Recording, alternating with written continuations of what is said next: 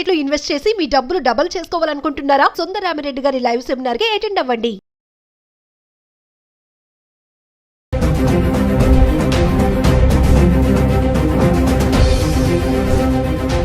నమస్తే, welcome back to Suman TV. ప్రస్తుతం మనతో పాటు ఉన్నారు అనలిస్ట్ మందరి కృష్ణారెడ్డి గారు. నమస్తే సార్. నమస్తే అమ్మా.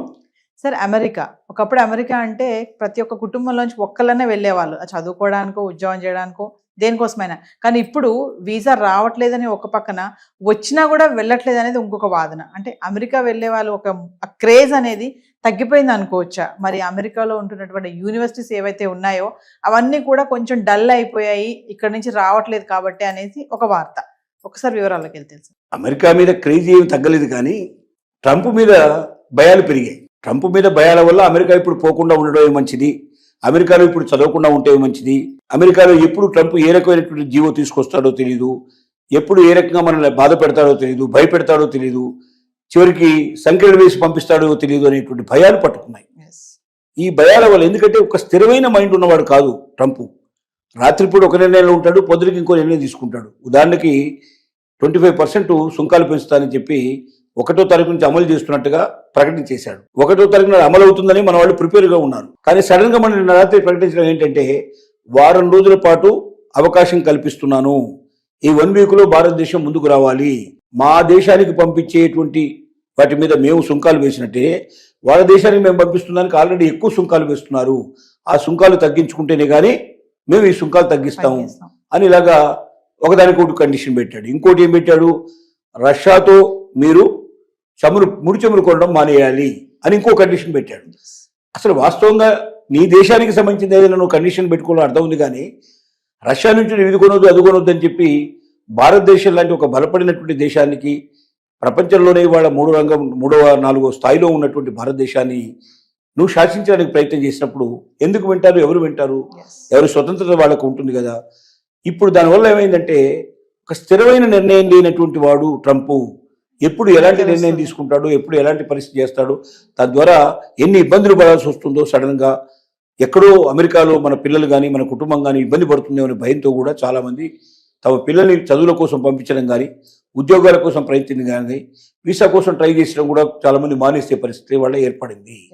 దీనివల్ల ఏమైందంటే, ఎయిర్పోర్ట్లలో ఇంతకుముందు కలకలాడుతుండేది, అమెరికా వెళ్ళే వాళ్ళ సంఖ్య చాలా ఎక్కువ ఉండేది. వాళ్ళు వెళ్తున్నారంటే వాళ్ళతో పాటు కుటుంబాలన్నీ వెళ్ళి చూడడానికి వాళ్ళు తెలిసిన వాళ్ళు, కుటుంబాలు, స్నేహితులు, వందల వేల సంఖ్య లోపల ఎయిర్పోర్ట్ కలకలాడుతూ ఉండేది. ఇప్పుడు ఏ ఎయిర్పోర్ట్ చూసినా బోసిపోయినట్టు కనబడుతుంది, అక్కడ ఎవరు జనం కనబట్టలేరు. ఎందుకంటే అమెరికాకు వెళ్ళే వాళ్ళు తగ్గిపోయినారు, వాళ్ళు సెండప్ చేసే వాళ్ళు తగ్గిపోయినారు.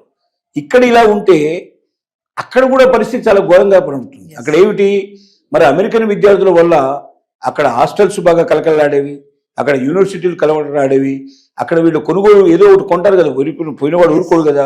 ఈ పర్చేజ్ వల్ల కూడా అక్కడ వాళ్ళకి ఎక్కువ లాభాలు వస్తూ ఉండేవి. కానీ ఇప్పుడు పరిస్థితి ఏంటంటే, ఆల్మోస్ట్ ఆల్ 50% వెళ్ళేటువంటి వాడు తగ్గిపోయినారు. తర్వాత అక్కడ ఉద్యోగాలు కూడా లేని పరిస్థితులు ఏర్పడటం వల్ల చాలా మంది ఉద్యోగాలు భయపడుతూ చేయడం ఎందుకని వదిలేసి వచ్చేవాళ్ళు కూడా సంఖ్య పెరిగిపోయింది. ఈ రావడం వల్ల ఏమైంది, అమెరికన్ యూనివర్సిటీల మీద ప్రభావం పడింది, అమెరికన్ హాస్టల్స్ మీద ప్రభావం పడింది, తర్వాత బయట మార్కెట్ల మీద ప్రభావం పడింది, అమెరికన్ ఎకానమీ మీద కూడా ప్రభావం పడింది. ఇది కొంతకాలానికి అమెరికా ఎకానమీ తగ్గడమే కాకుండా డాలర్ రేటు కూడా బాగా ఘోరంగా పడిపోయే పరిస్థితి ఏర్పడుతుంది. ఈ భయాలు కూడా ఉన్నాయి.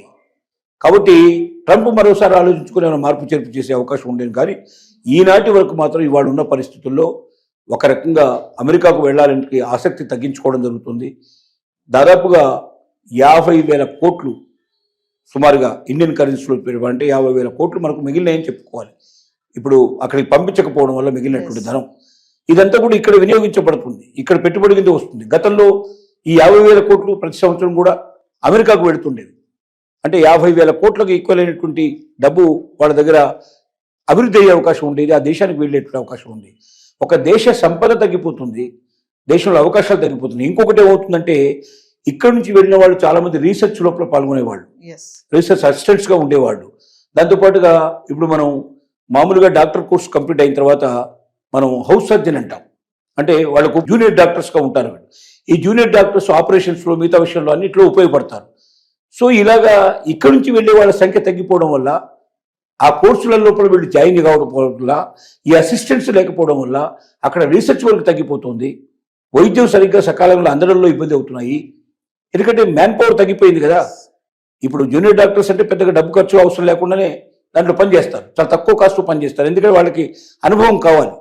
హౌస్ సర్జన్గా అనుభవం వస్తేనే ఫుల్ ఫ్లెడ్జ్డ్గా డాక్టర్గా వాళ్ళకి సర్టిఫికేట్ వస్తుంది, అది ఉపయోగపడుతుంది, వాళ్ళు డాక్టర్గా ప్రాక్టీస్ చేయడానికి అవకాశం ఉంటుంది. కాబట్టి వాళ్ళు తప్పనిసరిగా మ్యాండేటరీగా వాళ్ళు దాంట్లో ఎంటర్ కావాలి. ఇలా రీసెర్చ్ వర్క్లో సాయం చేసే అసిస్టెంట్స్, జూనియర్ డాక్టర్గా పనిచేసేటువంటి వాళ్ళు, ఇంకా చాలా చాలా డిపార్ట్మెంట్లో పనిచేసేటువంటి అసిస్టెంట్స్ కూడా కరువైపోయి తద్వారా అక్కడ ప్రజలకు సేవలు అందించడం కూడా తగ్గిపోతుంది.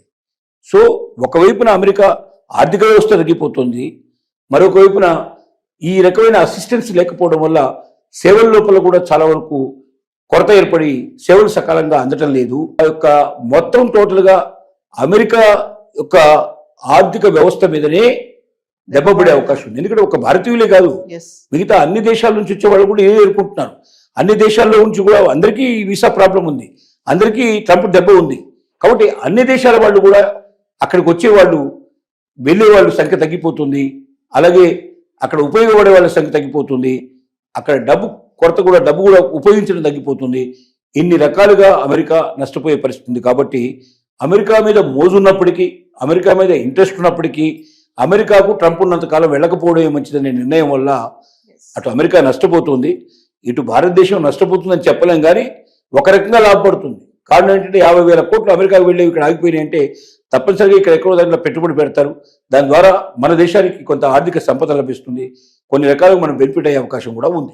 ఏదేమైనా సార్ ట్రంప్ ఉన్నటువంటి ఈ టర్మ్ లో వెళ్ళకపోవడం మంచిది అంటారు అని మనం చెప్పడం కాదు, కానీ వాళ్ళు భావిస్తున్నారు. ఎందుకంటే ఒకటి, మేధావి అయినటువంటి వాడు మాత్రం ప్రయత్నం చేసుకుంటూ వెళ్ళగలుగుతాడు, అక్కడ నిలదొక్కోగలుగుతాడు. మేధావి కానివాడు ఏదో చదువు కోసం పోదాం, అక్కడ ఉద్యోగం చేసుకుందాం, సంపాదించుకొని అక్కడే నన్ను పోషించుకుందాం అనుకున్న వాడు మాత్రం వెళ్ళకపోవడమే 100% మంచిది. అట్లాంటి పోషించుకునే పరిస్థితులు వాళ్ళు లేవు. అక్కడ బయట ఎక్కడైనా పనిచేసినట్టు ఉంటే వెంటనే పట్టుకుంటారు, సంఖ్యలు వేసి పంపించేస్తారు, లేదా సంఖ్యలు వేస్తారని మన గవర్నమెంట్ తెలియజేస్తారు. అట్లా నేరంగా ఉండే పరిస్థితి ఉంది. మరి ఉద్యోగం మీదనే ఆధారపడి నేను బతుకుతాను, నాకు ఏదో ఒకటి పార్ట్ టైం జాబ్ దొరికితే తప్ప నేను చదువు కంటిన్యూ చేయలేని వాడు ఎట్టి పరిస్థితుల్లో వెళ్ళకూడదని మనం సలహా ఇస్తున్నాం. మనకు భారతదేశం నుంచి డబ్బు వస్తుంది, నేను ఉద్యోగం చేయకపోయినా పర్లేదు, నేను ఖచ్చితంగా ఇక్కడ చదువుకోగలను అనుకున్న వాళ్ళు మాత్రం వెళ్ళొచ్చు. అంటే అక్కడి నుంచి రూపాయి ఆశించకుండా ఉండేవాళ్ళు. లేదా మేధావులు ఉండే ఎవరైతే ఉన్నారో వాళ్ళు నాకు జాబ్ తప్పనిసరిగా దొరుకుతుంది, నా మేధస్సుతోటి ఈ జాబ్ సంపాదించుకోగలను, నేను అమెరికాలో స్థిరపడగలను అనుకున్న వాళ్ళు వెళ్ళొచ్చు.